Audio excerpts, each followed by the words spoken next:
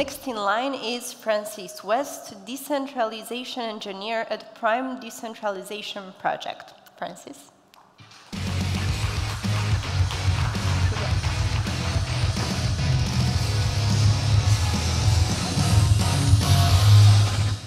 Okay, so I've done this speech in my head probably 50 times.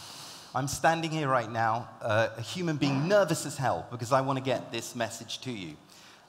You are, to me, 100-something biological, organic supercomputers. That's what we are as human beings. We're walking around with these bodies, dragging around these powerful, powerful brains. And this entire thing, decentralization, the tech side of this, we've been hearing a lot about how things are going to work, how things are going to be operating. Yes, the entire thing, the tech part, will be finished in 5 to 10 years. And we'll be left deciding how we are going to organize our societies with these new principles. So I'm going to talk for a little bit about some of these principles. The first thing is, you're sitting there, you don't have to pay any attention to me at all. I'm sitting here, my contract with you is to come up with something interesting, try and get your attention, but I can't compel you to do that. You're sitting in your chairs, but I can't force you to listen to me. It's really the way nature works. Nature is one of the best decentralized systems we've ever seen. We were born into it. These trees don't have a central tree that they have to ask permission to grow from. They work connected. Apparently, we're finding out, underneath the ground, they're connected by just thousands of miles of roots. But you need to know who I am. It's going to sound odd. I wrote my first software in 1981. I'm a little older than I look. I wrote my first mobile app in 1986. I've spent my entire life with computers. I am, I suppose, what you call a nerd, an old nerd. And this is so dear to me, this subject, because we've waited for years for this to happen. For what happened in 2009 when Satoshi's chain, what you call Bitcoin, blockchain, was invented, was magnificent, because we saw what this was going to be. And I just want to ask all of you, because I'm really actually genuinely curious, how many of you here think that this might be, in some way, the beginning of a social revolution? Anyone? It's a good amount. It is, probably. It depends what we do as people. We have to look. So I'm going to go a little forward into the future. After having spent my life in computers, I sort of, around the age of they say it takes 10,000 hours to become an expert. I sort of passed that in my teenage years. And I wrote encryption software, and I loved messaging and seeing how networks work and everything. But I made a website called English Forums, which I think garnered around 250 million visitors by the end of its time. And it was fun, and I've sold it recently. But what I learned during that process, it was an educational site. It was helping people learn English. What I learned was the power of crowds. And decentralization is that. There's two systems. The system we're looking at now, I mean, who recently has heard anyone say that the world is the way we want it to be? Who's heard anyone say, 2017, 2018, that's been fantastic, what a good job we're doing? But we're an impressive species. Half of you flew here in pressurized tins at 30,000 feet, 500 miles an hour. It's an incredible thing. We've got the lights on. There are corporations who keep the power in this building, and it's impressive. This is the engineering of human beings. But we are going to shift now, it looks like. We're going to go from, it's not my opinion, it's not your opinion, it's going to be pretty much everyone's opinion. That's where this will end up. You take power structures that we have like this, starting at the top, losing focus with the bottom, and flatten them. That's what this is all about.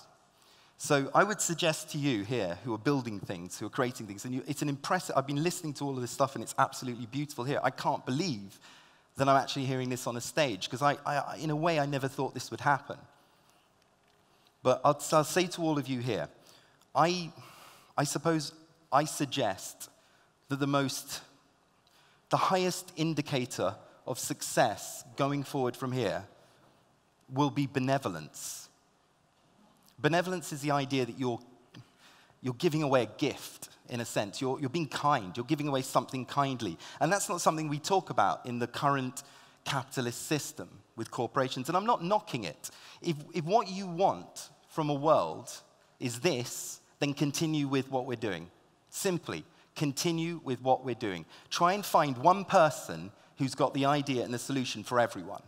Or watch countries fight 50-50 against each other, constantly, with one side claiming the other side are idiots, and these guys claiming these guys are idiots. Imagine one of those sides actually won, and you put them all out there. They won, they literally ejected their competition into space, which is what I think people want at this point. What would happen? How long would it take before that section that has now won and taken over the whole country again split? Because there isn't one idea. That's what we need to get used to as engineers now. I'm writing software. I've got software at home that has it's a decentralized app store. It means from my house, we're going to put this on the net. We're funded. I don't need any help. I mean, we always need help. We always need participation. But it's ready to go. We can publish to the entire world. I can go home and put some data on my computer, and 7 billion people around this planet will have it without any servers. We've invented a new style of DApp, which we're calling, I suppose it's a native DApp, if you want to talk about DApps and stuff.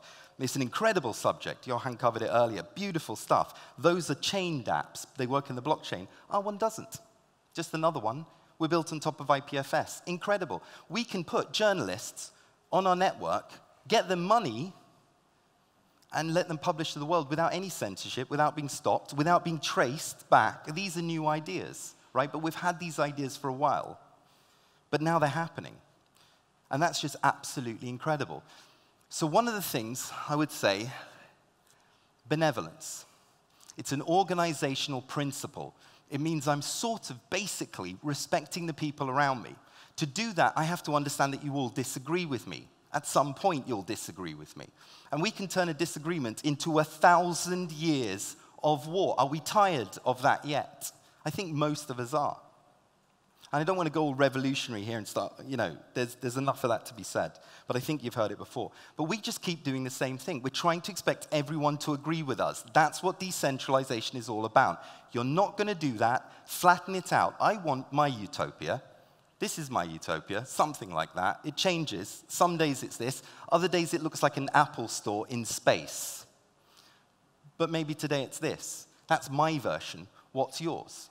We're going to have to sort of work that out together. I can imagine walking from village to village in the future, in maybe 10, 15 years from now, possibly.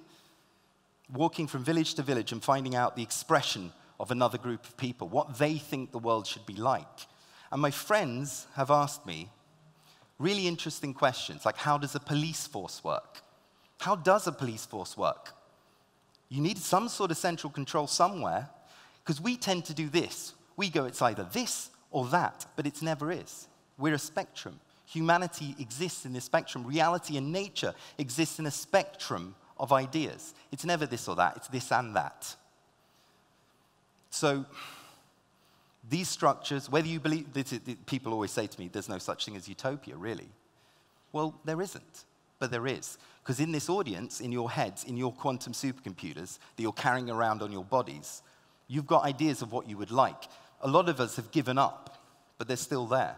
So we are the builders. Maybe we are kind of like the pioneers in the Wild West, the ones who went first. There's a few of us here right now, but is it possible that in a few years there's 10,000 of us talking about this? Is this the conversation we're going to be having? Is the conversation really, how do we work together even though we disagree? And what does that mean to us?